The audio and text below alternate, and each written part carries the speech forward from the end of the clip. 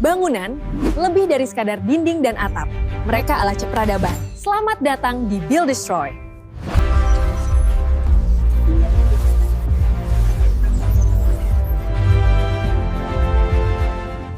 Coba deh, kalau lagi di tengah kota, pernah nggak sih Anda berhenti sejenak, lihat gedung pecakar langit dari kaca berdiri gagah di samping bangunan kolonial yang megah? Terus kepikiran, gimana caranya mereka berdua ini ngobrol? Apa yang baru harus selalu menggusur yang lama? Atau sebaliknya, apa masa lalu justru jadi belenggu yang menghambat kemajuan? Nah, inilah dilema arsitektur yang seru banget buat kita bedal bareng. Oke, kita mulai dengan kutipan yang langsung jelek banget dari David Lowenthal. Dia memisahkan warisan dari sejarah. Sejarah katanya, itu bisa jadi cerita yang kita pilih-pilih untuk dikenang ya, seringnya subjektif. Tapi warisan, nah ini beda. Warisan itu sesuatu yang lebih dalam, sifatnya universal, melampaui batas negara atau kelompok. Ini adalah milik kita semua, umat manusia. Dan ini jadi fondasi dari seluruh obrolan kita kali ini. Jadi, sebelum kita jauh ngomongin masa depan, kita harus sepakat dulu soal masa lalu. Yuk, kita definisikan bareng. Apa sih sebenarnya warisan dalam arsitektur dan kenapa nilainya itu jauh lebih dari sekedar tumpukan tembok tua? Ini dia definisi formalnya. Coba perhatiin deh, warisan itu bukan cuma soal fisik, gedungnya, tapi juga soal makna tak kasat mata yang nempel di situ. Kuncinya ada di frasa nilai universal yang luar biasa. Artinya, bangunan kayak gini bukan lagi cuma milik satu kota, tapi udah jadi milik peradaban dunia. Kita semua sebagai pewarisnya punya tanggung jawab buat merawatnya. Dan ternyata, nilai sebuah bangunan warisan itu berlapis-lapis loh. Menurut Bimo Hernowo, ada 7 lapis nilai penting.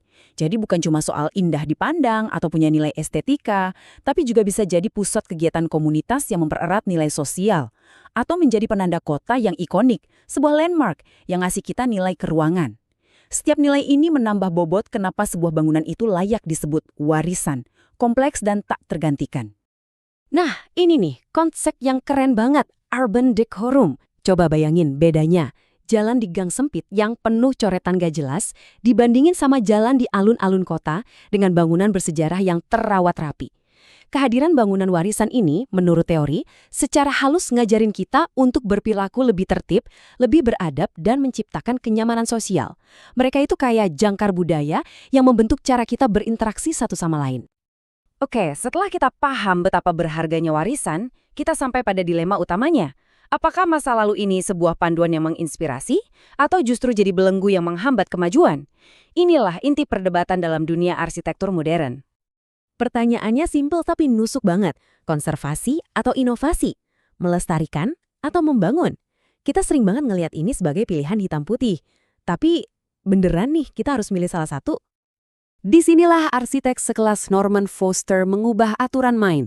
Buang jauh-jauh deh kata pelestarian yang kesannya pasif, kayak nyimpan barang di museum.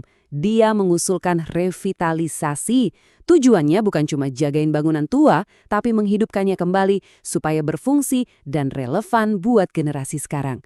Paradigmanya geser dari seorang pelindung menjadi seorang penghidup. Dan lihat deh contoh ini. Secara visual, ini kayak teriakan benturan itu sendiri. Lihat gimana irisan logam dan kaca yang brutal dari Daniel Libeskind seolah-olah nabrak dan nembus bangunan neoklasik yang kaku ini.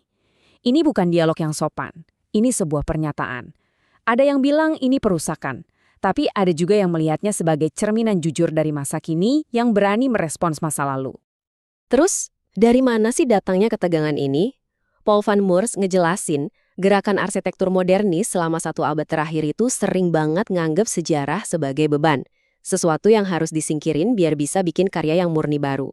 Nah, pandangan inilah yang jadi akar dari dilema yang kita bahas hari ini. Untungnya, perdebatan itu nggak mandek di situ aja. Sekarang muncul sebuah sintesis, sebuah konsep cerdas yang disebut heritage future. Idenya sebenarnya sederhana. Ini bukan tentang milih, tapi tentang menggabungkan. Inilah inti filosofinya. Heritage future itu bukan kompromi ya. Ini adalah sebuah dialog. Yang lama ngasih konteks dan jiwa, sementara yang baru ngasih fungsi dan relevansi. Ketika keduanya nyatu, hasilnya itu jauh lebih kaya dan bermakna daripada kalau mereka berdiri sendiri-sendiri. Oke, konsepnya keren. Tapi gimana cara aplikasinya di lapangan? Nah, ternyata ada 3 kriteria kunci sebagai panduan praktis buat melakukan intervensi arsitektur. Yuk kita bedah satu-satu. Ini dia 3 jurusnya. Pertama, pahami konteks. Ini kayak jadi detektif, riset mendalam soal sejarah bangunan dan jiwa kotanya. Kedua, desain yang jujur. Maksudnya, bangunan baru harus percaya diri nunjukin identitas modernnya, bukan pura-pura jadi tua. Dan yang paling penting, ketiga, tambah karakter baru. Jangan pernah bikin tiruan, itu kayak sebuah kebohongan arsitektural. Tujuannya adalah menambah babak baru yang otentik dalam sejarah bangunan itu. Coba kita lihat contoh nyatanya. Interior Rambert Dance Company di London. Dari luar, ini bangunan bata tua biasa. Tapi begitu masuk ke dalam, boom! Anda disambut sama lengkungan kayu modern yang dramatis ini. Inilah contoh sempurna dari intervensi elegan. Fungsi baru tercipta, tapi jejak masa lalu sama sekali nggak dihapus. Keduanya hidup berdampingan dengan sangat harmonis. Dan dari luar kita bisa lihat kriteria ketiga lagi beraksi. Coba deh perhatikan atap bergerigi yang modern itu. Dia sama sekali nggak coba-coba niru gaya bangunan bata di bawahnya. Dengan pede dia bilang, gue tambahan dari abad 21. Inilah yang dimaksud menambah karakter baru. Cerita bangunan ini berlanjut ke era kita. Jadi, intinya tantangannya tuh di sini. Gimana caranya masukin fungsi baru ke dalam cangkang bersejarah tanpa ngerusak jiwa dan kemegahan aslinya. Nah, 3 kriteria yang baru kita bahas tadi, itulah resepnya. Pada akhirnya, semua teknik dan kriteria ini muaranya ke satu tujuan yang lebih dalam, lebih puitis. Ini bukan lagi soal bangunan, tapi soal menemukan kembali jiwa dari sebuah tempat. Dalam dunia arsitektur, ada istilah keren buat ini, genius loci, dari bahasa Latin yang artinya roh tempat. Coba deh pikirin tempat favorit Anda, pasti ada atmosfer unik di sana kan? Nah, tujuan akhir dari pendekatan heritage future ini adalah menangkap, merawat, dan bahkan memperkuat roh ini. Memastikan sebuah tempat nggak cuma selamat, tapi jiwanya terus hidup dan berevolusi. Karena pada akhirnya, ini semua tentang kita. Bangunan di sekitar kita itu kayak cermin raksasa dari identitas kolektif kita. Siapa kita, dari mana kita berasal, dan mau kemana kita. Ada yang bilang, kita membentuk bangunan kita, dan setelah itu bangunan kita yang membentuk kita. Dalam banget kan? Kutipan dari Paul van Muurs ini benar-benar ngerangkum semuanya dengan sempurna. Arsitektur yang hebat itu melampaui sekedar memori. Ia mengkomunikasikan nilai-nilai kita saat ini, dan yang paling penting, ia menciptakan rasa tempat yang bikin sebuah lokasi terasa seperti rumah. Jadi, saya mau ninggalin Anda dengan satu pertanyaan. Dan ini bukan lagi cuma soal arsitek. Coba deh lihat lingkungan sekitar Anda. Apa sih roh tempat atau genius loci di sana?